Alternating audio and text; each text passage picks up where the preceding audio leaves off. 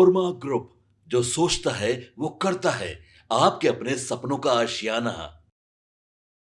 जिस तरह से पानी में आकर के मगरमच्छ काफ़ी मजबूत हो जाता है, उसी तरह से नीतीश कुमार जब बिहार की राजनीति की बात होती है तो काफ़ी मजबूत हो जाते हैं।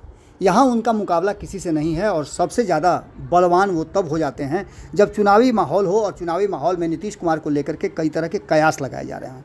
आपको बता दें कि नीतीश कुमार अभी एनडीए गठबंधन में है और एनडीए गठबंधन में सीट शेयरिंग के समझौता के साथ साथ और कई बातों को लेकर के नीतीश कुमार को अंडर एस्टिमेट करने की कोशिश की जा रही है। कई ऐसे कयास लगाए जा रहे हैं, कई ऐसी बातें कही जा रही है जिसको लेकर के नीतीश कुमार के बारे में कहा जा रहा है कि नीतीश कुमार पाला बदल सकते हैं। लेकिन नीतीश कुमार तो नीतीश कुमार है। नीतीश कुमार क्या, जब नीतीश कुमार को लेकर के कयासों के बाज़ार में उनका भाव लगातार बढ़े ना, और नीतीश कुमार के फैसले को लेकर के अटकलबाजी ना हो। नीतीश कुमार कब क्या फ़ैसला लेंगे ये नीतीश कुमार के दाएं हाथ को भी पता नहीं होता है जब उनका बायां हाथ कोई फ़ैसला लेता है। आपको सीधी तौर पे बता दें कि नीतीश कुमार ने अब तक जितने भी फैसले लिए हैं उन फैसलों को सिर्फ नीतीश कुमार ही जानते हैं, बाकी कोई नहीं जानता है, और तत्काल वो फैसला लेने के लिए जाने जाते हैं। खास करके जून जुलाई का महीना नीतीश कुमार के लिए बड़ा ही मुफीद होता है कोई बड़ा फैसला लेने के लिए। लगातार नीतीश कुमार फैसले ले रहे हैं और उन्हीं फैसलों ने एक तरफ जहाँ नीतीश कुमार ने चिराग पासवान और जीतन राम मांझी के बाद अब कुशवाहा को भी पूरी तरह से साध लिया है, उनको सेट कर दिया है। आपने सुना होगा कि बीच में नीतीश कुमार ने फैसला लिया और कटघरे में खड़े हुए चिराग पासवान और जीतन राम मांझी, यहाँ तक कि जनता दल यूनाइटेड के अन्य नेता भी जो नीतीश कुमार के करीब रहते हैं उन पर भी कहीं ना कहीं आँच आनी शुरू हो गई। लेकिन हम जिस बात को कहने के लिए आपके सामने आए हैं कि इस बार नीतीश कुमार ने बड़ा दांव मारा है। उन्होंने उपेंद्र कुशवाहा के सबसे मजबूत गधड़ा माधव आनंद को अपने पक्ष में, अपने पाले में कर लिया है। अब आप कहेंगे कि ये कैसे संभव हुआ है, तो पहले हम माधव आनंद के बारे में आपको बता दें। माधव आनंद उपेंद्र कुशवाहा और उपेंद्र कुशवाहा की पार्टी के राइट हैंड बताए जाते हैं, सेकंड इन कमान उनको कहा जाता है। और माधव आनंद के बारे में अगर आपको बताएं हम, तो एक शिक्षाविद के साथ साथ माधव आनंद एक कुशल, कहा जाता है कि वित्तीय प्रबंधन भी जानते हैं। उनकी स्ट्रेटजी अक्सर आपने देखा होगा कि उपेंद्र कुशवाहा के साथ नज़र आई है और वित्तीय विशेषज्ञ के रूप में उनको जाना जाता है। कई लंबे समय से आपने देखा होगा कि जब भी चर्चा होती है या किसी भी तरह का कोई बड़ा डिसीजन लेना होता है तो माधव आनंद की तस्वीरें उनके सामने उपेंद्र कुशवाहा के जरूर आपको देखने को मिली होगी। चाहे वो भारतीय जनता पार्टी के साथ किसी तरह का कोई डील करना हो, बातचीत करनी हो या किसी तरह का कोई समझौता करना हो, तो उसमें माधव आनंद का होना बहुत ज़रूरी है। माधव आनंद ने अपने राजनीतिक जीवन में, जब से उन्होंने राजनीतिक जीवन की शुरुआत की है तब से कई सेक्रीफाइस किए हैं। कई लोग इधर से उधर गए, लेकिन माधव आनंद ने कभी भी उपेंद्र कुशवाहा का साथ नहीं छोड़ा। इसके पीछे की कारण आप जान ही सकते हैं। 2014 के बाद कभी भी माधव आनंद और उपेंद्र कुशवाहा को दो तरफ करके किसी ने नहीं देखा है। माधव आनंद को नीतीश कुमार ने अपने ठीक नीचे एक ऐसे, कहा जाए तो परिषद में जगह दे दी है जहां नीतीश कुमार के साथ उनका सीधा संबंध होगा, और ये नीतीश कुमार के आत्मा से जुड़ा हुआ विभाग है। नीतीश कुमार के आत्मा से मैं इसलिए कह रहा हूं कि नीतीश कुमार का सात निश्चय जो है वो काफ़ी महत्वपूर्ण है, और योजना बनाने में, रणनीतियां बनाने में और वित्तीय प्रबंधन करने में माधव आनंद का कोई सानी नहीं है। अब तक उन्होंने जिस तरह के काम किए हैं वो काम माइलस्टोन बना है। खास करके आप स्ट्रेटजी की ही बात कर लीजिए तो उपेंद्र कुशवाहा जब भी नाराज होते हैं या उनके साथ किसी तरह का कोई बात होता है और कोई बड़ा फैसला लेते हैं तो उस फैसले के साथ माधव आनंद को आप हमेशा खड़ा देखेंगे। जिस तरह की बातें सामने आ रही हैं उसमें नीतीश कुमार सात निश्चय योजना को काफ़ी तरजीह देते हैं, और आपको पता होगा कि सात निश्चय योजना का अमली जामा पहनाने का काम नागरिक परिषद का होता है। नागरिक परिषद के क्षेत्र में स्वच्छता, जलापूर्ति से लेकर के सड़क निर्माण एवं उसका रखरखाव के साथ साथ सार्वजनिक व्यवस्था भी आती है।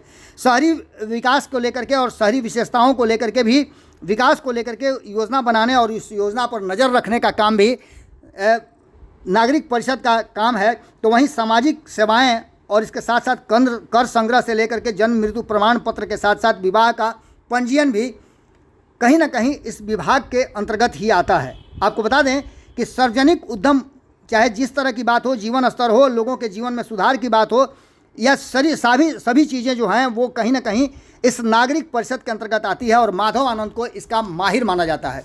प्लानिंग के लिए तो माधव आनंद जाने जाते ही हैं, इसके साथ साथ वित्तीय प्रबंधन का में भी उनको महारत हासिल है। आपको बता दें कि माधव आनंद को अपने नीचे उपाध्यक्ष बना करके कहीं ना कहीं नीतीश कुमार ने एक बड़ा दांव खेला है। आपको बता दें कि नागरिक परिषद को जैम्बो कहा जा रहा है, कि जैम्बो परिषद कहा जा रहा है, और कहा यह जा रहा है कि चुनाव को लेकर के नीतीश कुमार ने साधने की कोशिश की है इसमें जातीय समीकरण। हालांकि एक बात भी बहुत हद तक सही है कि नीतीश कुमार ने जिन जातियों को इसमें शामिल नहीं किया गया था उन सभी को शामिल करके कहीं ना कहीं उन्होंने इस पूरे जो 32 लोगों का ये टीम बनाई है, उस टीम में माननीय राज्यपाल जो संरक्षक हैं, उसके अलावा मुख्यमंत्री कोई भी हो, नीतीश कुमार हो या आने वाले मुख्यमंत्री हो, ये ऐसा परिषद है जिस परिषद को आप समय से पहले भंग भी नहीं कर सकते हैं। नागरिक परिषद में जिन लोगों को जगह मिली है उनमें काफ़ी अनुभवी लोग हैं। उन अनुभवी लोगों में मुख्यमंत्री नीतीश कुमार इसके अध्यक्ष हुआ करते हैं। इसके साथ साथ आपको बता दें कि 2 उपाध्यक्ष हैं। 2 उपाध्यक्ष में मंजीत कुमार सिंह और माधव आनंद को शामिल किया गया है, जो नीतीश कुमार के बिहाफ में फैसला लेंगे। इसके अलावा महासचिव का भी इसमें शामिल किया गया है, और महासचिवों की संख्या 7 है, जिसमें कई लोग नामी गिरामी लोग हैं। वीरेंद्र कुमार सिंह को इसमें शामिल किया गया है, जो कि कुशवाहा समाज से आते हैं। सुरदेव मंडल को शामिल किया गया है, नरसिंह प्रसाद को शामिल किया गया है, अरुण कुमार को शामिल किया गया है। इसके अलावा आपको बता दें कि इसमें रतन कुमार मंडल को शामिल किया गया है, राजीव कुमार सिंह इसमें शामिल किए गए हैं, अरविंद कुमार उर्फ छोटू सिंह को शामिल किया गया है। इसके अलावा वीरेंद्र कुमार सिंह को शामिल किया गया है, सदस्य के रूप में वो हैं। वीरेंद्र कुमार भी सदस्य के रूप में है। इसके साथ शोभा देवी सदस्य के रूप में है, और सदस्यों की संख्या भी इसमें अच्छी खासी रखी गई है। 21 सदस्य इसमें बनाए गए हैं, जिसमें पूनम शर्मा को भी इसमें जगह दिया गया है। महिलाओं को भी इसमें अच्छा खासा भागीदारी दी गई है, और पुष्पा देवी हैं, अनिल कुमार हैं। इसके अलावा इसमें बच्चा राय को भी शामिल किया गया है। इतना ही नहीं, इस नागरिक परिषद में मोहम्मद मोहिउद्दीन को शामिल किया गया है। इसके अलावा आपको बता दें कि इसमें कृष्ण कुमार जायसवाल को शामिल किया गया है, सुरेंद्र एवं उर्फ सुरेंद्र खरवार को शामिल किया गया है। इसके अलावा पप्पू सिंह इसमें शामिल किए हैं, शैलेंद्र कुमार मिश्र को शामिल किया गया है, रमेश चंद्र प्रसाद को शामिल किया गया है। इसके अलावा उदय नारायण चौधरी को शामिल किया गया है। इसके बाद नीरज गौतम को शामिल किया गया है, अमरेश चौधरी इसमें शामिल किए गए हैं, नंदिनी जायसवाल को शामिल किया गया है, नंदिनी जायसवाल सरकार हैं, मनीष कुमार को शामिल किया गया है, अमित प्रकाश इसमें शामिल किए गए हैं, हेमलता वर्मा इसमें शामिल की गई हैं, सीताराम पांडे को शामिल किया गया है, रेणुका कुशवाहा को शामिल किया गया है। यानी जातीय समीकरण के साथ साथ लौकुश समीकरण के साथ साथ सवर्णों और अन्य जातियों को भी साधने की कोशिश की गई है।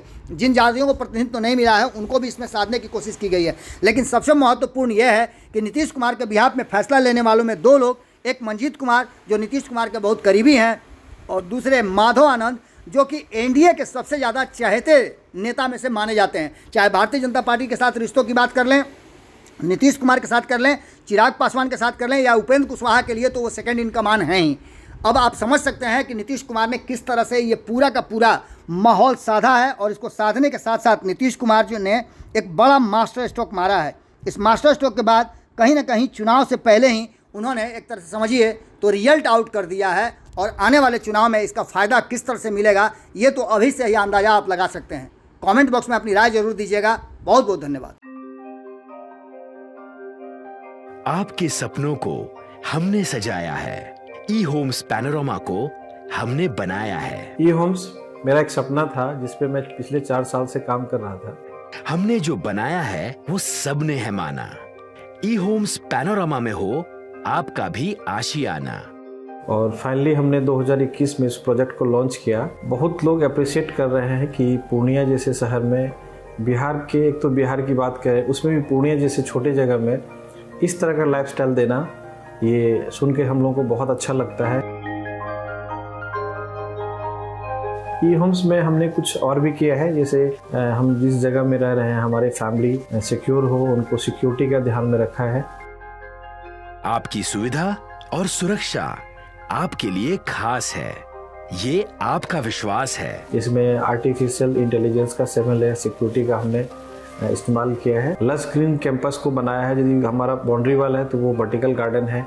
ये जितनी भी फैसिलिटी होता है एक इंटरनेशनल टाउनशिप में ई होम्स है, ये हम लोग विश्वास नहीं कर पा रहे हैं। जो भी हमारे मित्र दोस्त या जो भी हमारे बाहर के बाहर आते हैं तो हम लोगों को बहुत अच्छा सुनने को मिलता है और बहुत अच्छा क्रेडिट मिल रहा है। वो सारा हमने सिर्फ एक बिल्डिंग नहीं बनाया, हमने एक बहुत अच्छा लाइफस्टाइल दिया ई होम्स में, और मेरा एक सपना था जिसको मैं आज फुलफिल होते हुए देख पा रहा हूँ। ये आपका आवास है। ई होम्स पैनोरामा में अब आपका निवास है। E Homes Panorama, luxurious lifestyle redefined. Panorama group, जो सोचता है वो करता है। अगर ये वीडियो पसंद आई और वह बिहार के राजनीति और बिहारियत से सरोकार रखेनी तो सब्सक्राइब बटन दबा के चैनल के सब्सक्राइब कर ली। ओजे एगो घंटी बा, ओकरा बटन दबा देला से कुल सटीक और मारक खबर रुआ मुफ्त में मिल जाई। अगर रुआ पत्रकारिता के हमनी के नया प्रयोग में सहयोग कर चाहतानी तो ज्वाइन बटन दबा दी। पेटीएम नंबर नोट कर ली 9386816700।